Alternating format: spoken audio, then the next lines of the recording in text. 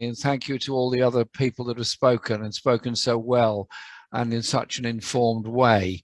I wish that all debates about Ukraine in our national media were so well informed, because there is a distinct lack of balance in any discussion about this in our media. There's an assumption that the solution to all problems is to go to war. That I find very depressing. There have been some very how should I put it, unfair remarks made today about the Stop the War Coalition.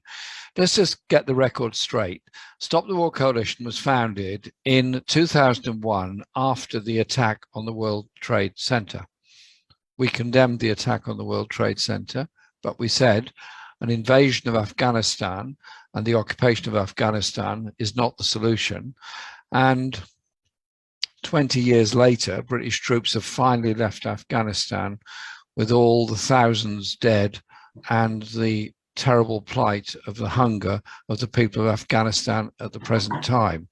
That was a war that was goaded into by the world's media and by the idea that the only solution to a problem is to send the troops in and bomb. I think people should just think a little bit before they say anything about that.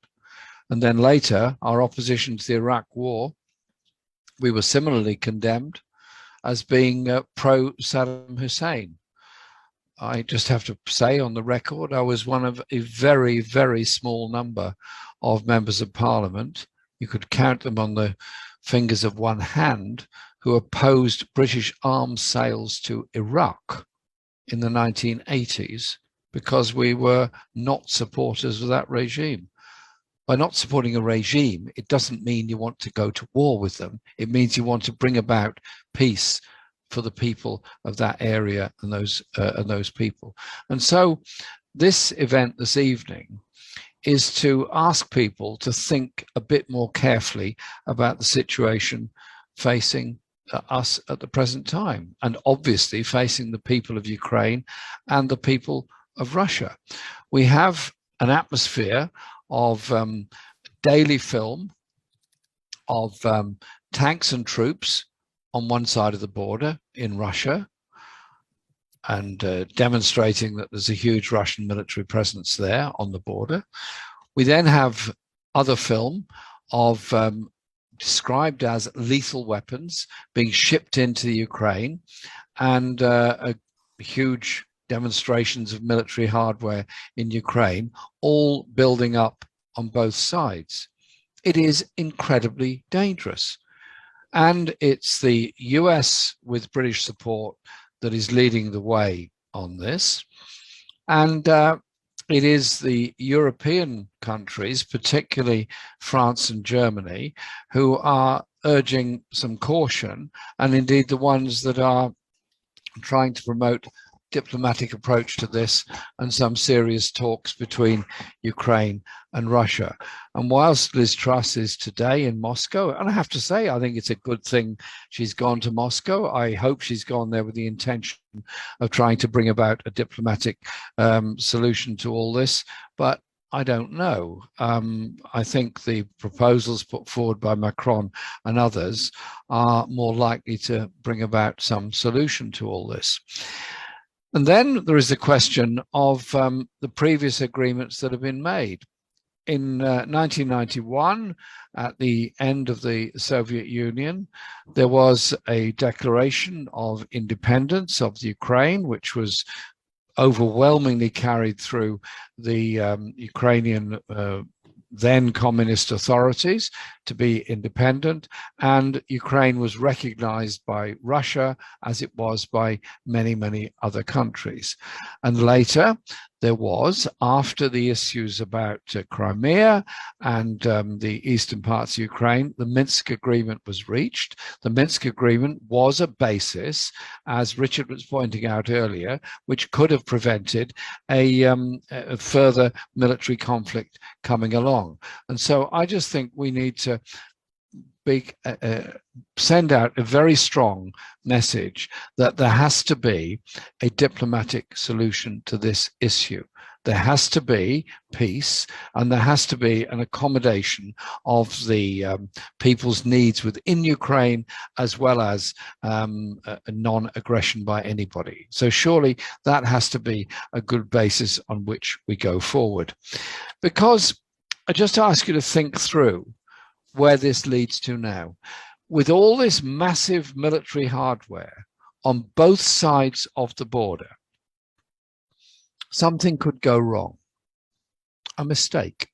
A plane accidentally overflies. Somebody shoots that plane down. There's then a retaliation. There's then another retaliation. There's then another retaliation. You can see where all this goes to. This is an incredibly dangerous moment. And so we don't need blanket approval for war from various countries around the world. What we need is a recognition that all conflicts have to be resolved politically in the end. So why don't we get on with a political solution to the conflict at this very moment? And so the build-up of NATO forces in Ukraine, which is not a member of NATO. There are people in Ukraine that would like to join NATO. There are people in Ukraine that would not like to join NATO. That's a decision that will be made at some point in the future. Personally, I think the build-up of a military presence on the borders of NATO to Russia is something that will only encourage the development and increasing of troops' presence on the other side of the border. And so what we're saying tonight is simply this. The British government, which Andrew Murray was quite correct to point out, is the issue that we have. We are the Stop the War Coalition. We are here in Britain, and we have criticisms to make of the British government. Boris Johnson, who probably for his own political reasons, to get out of all the other problems he's got, headed off to the Ukraine and has made increasingly bellicose statements about the need for and preparedness for armed conflict in the Ukraine, and keeps on thinking he's in some kind of historic moment. He does tend to model himself on Winston Churchill rather too often for comfort. They are simply backing the idea there is only a military solution to this issue. Well, there isn't. There has to be a peaceful solution. And I think it is the job of all of us to speak out for peace, to speak out for dialogue, to speak out for a diplomatic solution to this conflict, and to cease the buildup of forces. Now, under successive questioning over the last few weeks, the British position, the British government's position, seems to have changed somewhat. We started off with Ben Wallace telling us there was no British military involvement in the Ukraine, but we were a supplier of weaponry. We were then told there were British troops there to ensure the weaponry was properly installed, and that there were then an increase in the number of British troops that were there for training. We're now told that there are troops ready to support any action that happens in Ukraine. So we've had, without the start of any hard conflict, hopefully never, but yet, a mission creep of the British involvement in this. Make no mistake about it. If a conflict takes place, I suspect the British government will be sending British troops there. Goodness knows for how long, goodness knows what the consequences of that conflict will be. There will be tens of thousands of people on both sides of the border killed. There will be a destruction of infrastructure, a destruction of towns, of cities. There will be a most horrible and frightening war. And both sides have access to nuclear weapons. Ukraine does not itself possess nuclear weapons, and indeed, to its credit, renounced the holding of nuclear weapons on independence. But obviously, NATO has access to nuclear weapons, as does Russia. And so I also suggested to Liz Truss that in her visit to Moscow, she should also say that Britain was prepared to engage with Russia through the Nuclear Non-Proliferation Treaty and through the Global Ban Treaty Conference, which will be held this summer in Vienna, where we would be, if we joined in it, joining in with 159 other nations around the world that have sought to end the use and legality of nuclear weapons. Britain, unfortunately, is not one of those. So Can't we turn this issue round? Instead of the tension leading to the danger of a war, turn this round and say this is a moment for peace. It's a moment for diplomacy. It's a moment for understanding. It's a moment for recognizing the human rights needs of people on all sides of this, and turn it into a wider movement towards peace. And I'll finish with this, Chris. The COVID crisis has shown us just how vulnerable this world is, just how vulnerable this world is to the consequences of inequality. And real security doesn't come from war, doesn't come from conflict. Real security comes from healthcare, education, housing, work, the ability of young people to be able to live their lives in peace. That is why we founded the Stop the War Coalition.